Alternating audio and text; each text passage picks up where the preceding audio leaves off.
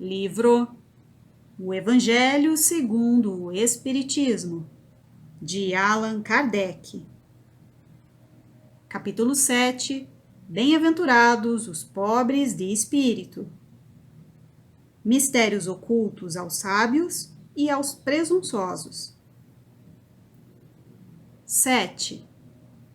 Então, Jesus disse estas palavras: Eu lhe rendo glória, meu Pai, Senhor do céu e da terra, por ter ocultado essas coisas aos sábios e aos presunçosos, e por tê-las revelado aos simples e aos pequeninos. Mateus, capítulo 11, versículo 25. 8. Pode parecer estranho que Jesus renda graças a Deus por ele ter revelado essas coisas aos simples e aos pequeninos, que são os pobres de espírito, ocultando-as dos sábios e dos presunçosos, mas capazes aparentemente de compreendê-las.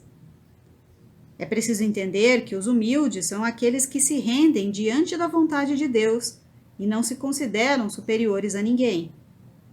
Os orgulhosos, envaidecidos de seu saber mundano, são aqueles que se julgam donos da verdade, porque negam e tratam a Deus de igual para igual, quando não o rejeitam.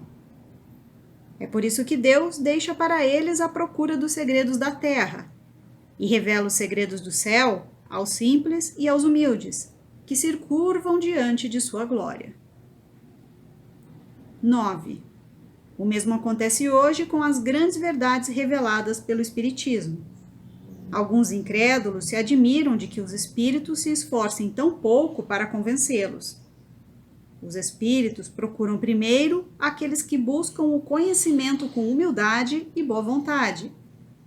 Eles não procuram os que acreditam possuir toda a verdade, pois esses pensam que Deus deveria primeiro provar-lhes que existe, para depois o aceitarem. Imaginam também que Deus ficaria muito contente por recebê-los. O poder de Deus se manifesta tanto nas pequenas como nas grandes coisas.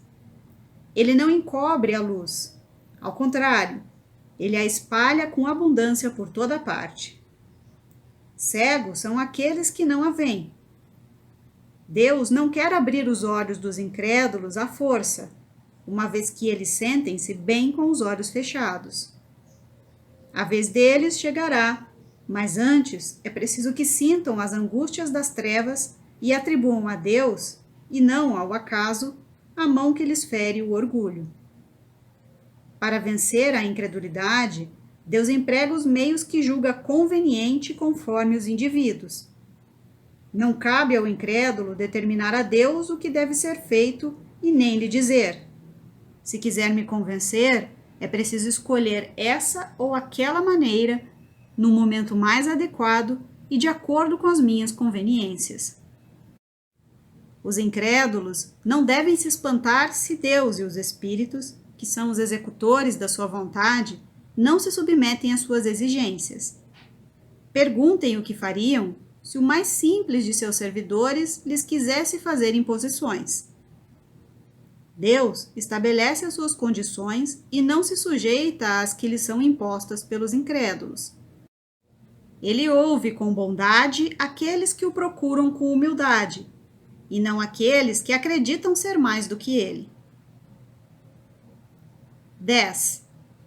Deus não poderia mostrar aos incrédulos mais endurecidos fatos sobrenaturais diante dos quais eles se convenceriam? Sem dúvida que poderia. Mas, neste caso, onde estaria o mérito dos incrédulos e para que isso serviria? Não vemos todos os dias pessoas que recusam as evidências e até mesmo dizem: se eu visse, não acreditaria, pois sei que é impossível.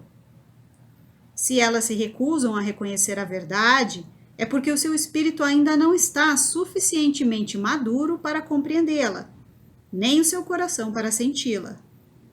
O orgulho é o véu que lhes encobre a visão. De que adiantaria mostrar a luz a um cego? Em primeiro lugar, é preciso curar a causa da cegueira. É por esse motivo que, como um hábil médico, Deus corrige primeiramente o orgulho.